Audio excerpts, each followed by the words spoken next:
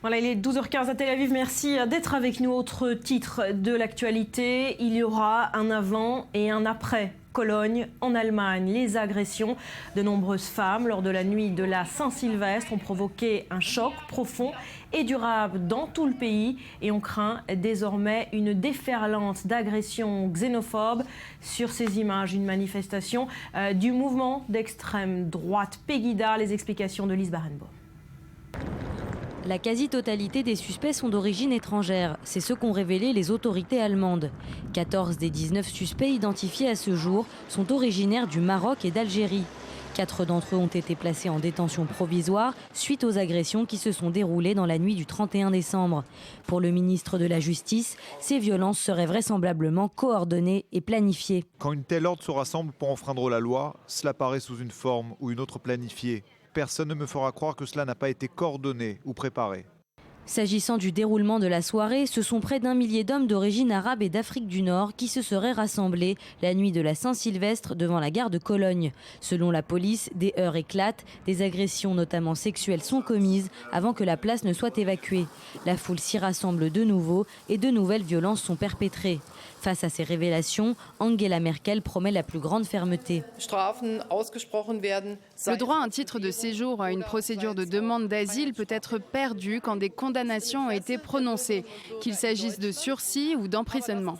C'est dans l'intérêt des Allemands, mais aussi dans celui de la grande majorité des réfugiés qui sont arrivés chez nous. Et c'est très important. À ce stade de l'enquête, rien n'établit la culpabilité des réfugiés, mais les événements de Cologne instillent la méfiance dans l'opinion publique. Dans la nuit de dimanche à lundi, 6 Pakistanais et 1 Syrien ont ainsi été violemment agressés par des inconnus. Les 2 Pakistanais ont été hospitalisés. Les violences anti-étrangers ont été organisées sur les réseaux sociaux. L'extrême droite a appelé à participer à des soi-disant promenades dans le centre-ville de Cologne via des groupes spécifiques sur Facebook. Hier, le mouvement d'extrême droite Legida, filière locale de Pegida, a mobilisé des milliers de personnes à Leipzig, en Allemagne, pour protester contre l'arrivée des étrangers. Une manifestation qui arrive après un premier rassemblement de la mouvance Pegida à Cologne ce samedi. À Leipzig, sur les pancartes, des slogans extrémistes, islam égale terreur ou encore les réfugiés ne sont pas les bienvenus. Ces réfugiés musulmans ont commencé un attentat terroriste généralisé. Un attentat contre des femmes allemandes, contre des femmes blondes et blanches. De nombreux slogans visaient aussi la chancelière allemande, appelée à quitter ses fonctions sur le champ. Voilà, et c'est sans doute la phrase du jour en Allemagne. Il y aura un avant et un après Cologne. Lise Barenbaum. Oui, en tout cas, c'est ce qu'a déclaré le vice-président du CDU, le parti d'Angela Merkel. Le climat de confiance est véritablement rompu en Allemagne. L'hebdomadaire Der Spiegel a titré ce week-end avec une phrase choc. Le pays est sur le point de basculer après ces agressions sexuelles. Et face à cet émoi, Angela Merkel va durcir le régime d'expulsion des demandeurs d'asile et des réfugiés qui sont condamnés par la justice pour décourager les potentiels entrants. Son ministre de l'Intérieur, Thomas de Maizière, lui, veut renforcer la présence policière dans la rue et accroître la vidéosurveillance, même si pour le moment, le gouvernement allemand ne veut pas fermer les frontières ou limiter arbitrairement le nombre de migrants autorisés à entrer. On écoute Angela Merkel.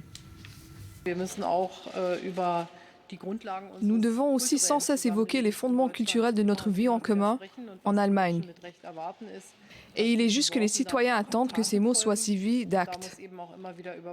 Nous devons sans cesse examiner si tout ce qui est nécessaire a été fait en matière de modalités d'expulsion, pour envoyer un signe clair à tous ceux qui ne veulent pas respecter nos règles de droit.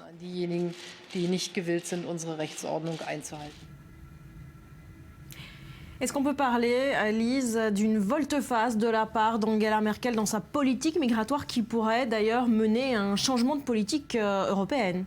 Alors en tout cas, l'ère de la société multiculti, comme on dit en allemand, la société multiculturelle est bel et bien terminée. La chancelière a même parlé d'un devoir d'intégration pour les immigrés et son parti s'est mis d'accord pour demander à ce que la perte du droit d'asile soit plus systématique quand le demandeur d'asile a commis un délit. Pour le moment, on expulse un demandeur d'asile en Allemagne que s'il est condamné à au moins 3 ans de prison et si sa santé ou sa vie ne sont pas menacées dans son pays d'origine. En 2015, 1 100 000 demandeurs d'asile ont afflué vers l'Allemagne et pour 2016, les pronostics sont très élevés. On en saura plus à la mi-journée puisque la chancelière va donner une conférence de presse. Voilà, des déclarations très attendues en tout cas dans son pays. Merci Lise et la Saint-Sylvestre.